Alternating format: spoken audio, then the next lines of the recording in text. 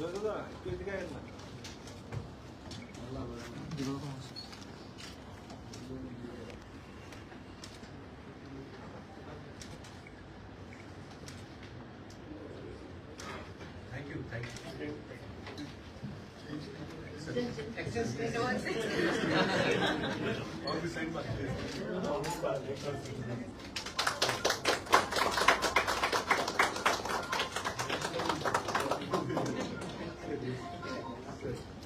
this occasion, sir, sir, बाहर ले, बाहर ले, लेंगे क्या?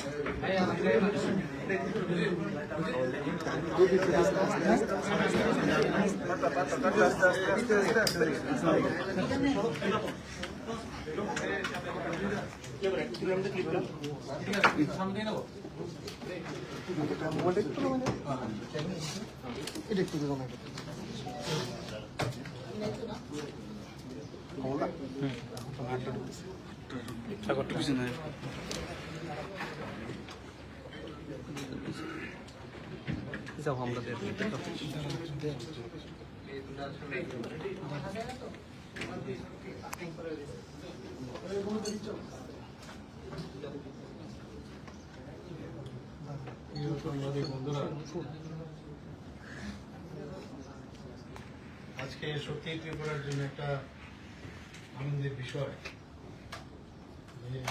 একটু আগে আমাদের একটা এগ্রিমেন্ট সাইনিং হয়েছে এখানে, department of industries and commerce, government of Tripura, tata technologies limited TTL. আমাদের যে ত্রিপুরাতে 19 যে আইটিস আছে সেইগুলোকে আপগ্রেডেশনের জন্য, আপনারা সবাই জানেন যে এগুলো অনেক বছর হয়ে গেছে, আমাদের পুরনো টেকনোলজি এগুলো বেশিরভাগই ওখানে মানে ফিজিক্যালি এবং মেকানিক্যালি ওখানে কাজ হয়। এখন কম্পিউটারাইজেশনের যুগ, কম্পিউটারের সব মেশিনারি চলে আসছে, কিন্তু আমাদের যারা ওখান থেকে পাশ করে বা এখনো পড়াশোনা করছে তাদের কাছে ওই টেকনোলজি ছিল না। তো আমরা চাইছিলাম যে এটাকে আপগ্রেডেশন করা খুব দরকার, এবং যেহেতু আপগ্রেডেশন নেই বর্তমানে, তারা ওখান থেকে পাশ করার পর আমাদের স্টুডেন্টরা ওখান থেকে পাশ করার পর তাদের কিন্তু সেভাবে অ্যাবজর্ব হতো না কোথাও, কারণ বর্তমানে যে ধরনের স্কিল পিপল দরকার, মানে যেভাবে ডেভেলপমেন্ট হয়েছে, বিভিন্ন কম্পিউটারাইজ মেশিনারি যেগুলো আছে সেইভাবে কিন্তু তাদের সেই ট্রেনিং ছিল না। তো তার জন্য আমরা আজকে এই টাটা টেকনোলজির সাথে আমরা এগ্রিমেন্ট করেছি। সেই টেকনোলজিতে আমরা ওখানে ইনফ্রাস্ট্রাকচারও ডেভেলপমেন্ট করব, পাশাপাশি 86:14 সেই রেশিওতে, অর্থাৎ 86% ওনারা খরচ বহন করবেন আপগ্রেডেশনের জন্য, আর 14% আমরা বহন করব। তো সেখানে 86%-এ ওনারা যে ইনভেস্ট করবেন 570 crore, মোর দেন 570 crore, আর ত্রিপুরা গভর্নমেন্ট 14%, অর্থাৎ 112 crore, মোর দেন 112 crore ইনভেস্ট করবে। আর ইনফ্রাস্ট্রাকচার যেটা বানাবে, এখানে মেশিনারিজ আদার যেসব আছে সেগুলোর জন্য আমি এই কথাটা আমি বলবো। আর বাকি আমরা 1990 যে ইনফ্রাস্ট্রাকচার আমরা বাইরের দিকে করবো সেগুলো 700 টোটাল 92 crore খরচ হবে। তো এতে করে আমাদের একটা সুবিধা হবে যে এক তো প্রথমে অনেকদিন ধরে ওনাদের সাথে আমাদের কথা চলছিল, মাননীয় প্রধানমন্ত্রী নরেন্দ্র মোদীজিও চাইছেন যে কোনো রাজ্য যেন পিছিয়ে না থাকে।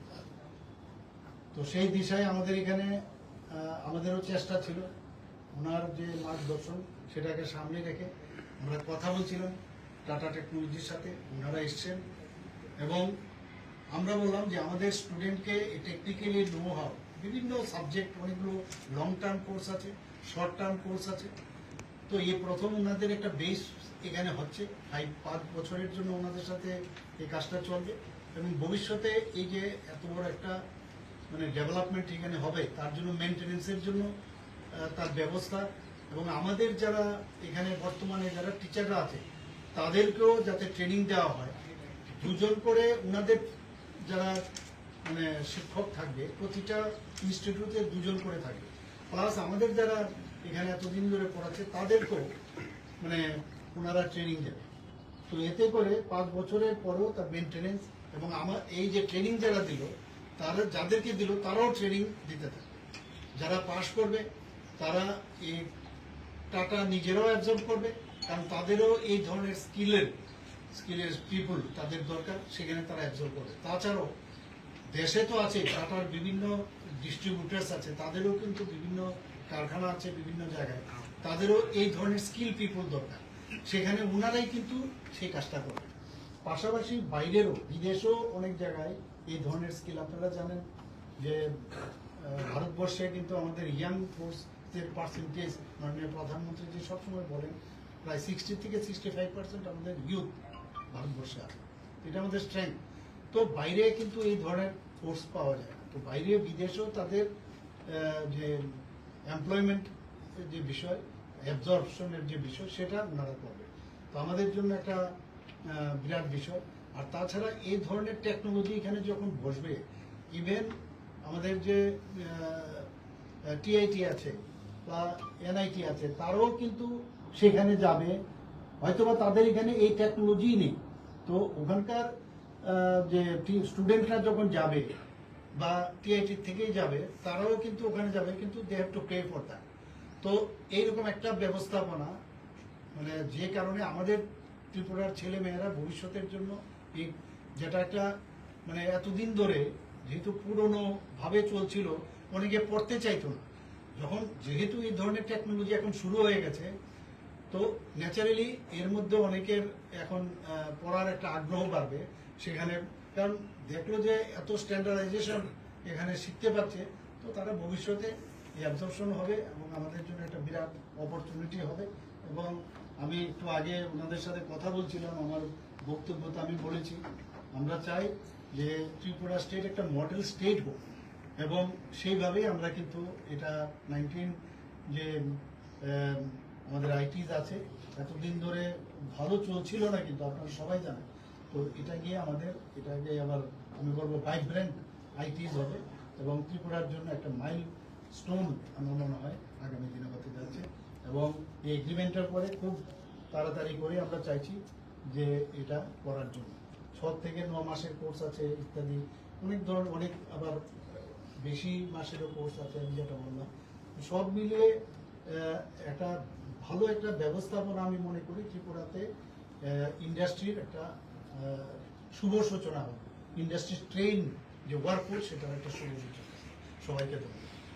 Sir, which are the sectors in which this training is taking place particularly? Because you have some existing, and I hope some new sectors will also be there. There are some sectors already they have mentioned already. Robotic stimulator, then 3D printers, then communication, then Fires is their presence with us, but this will continue in future.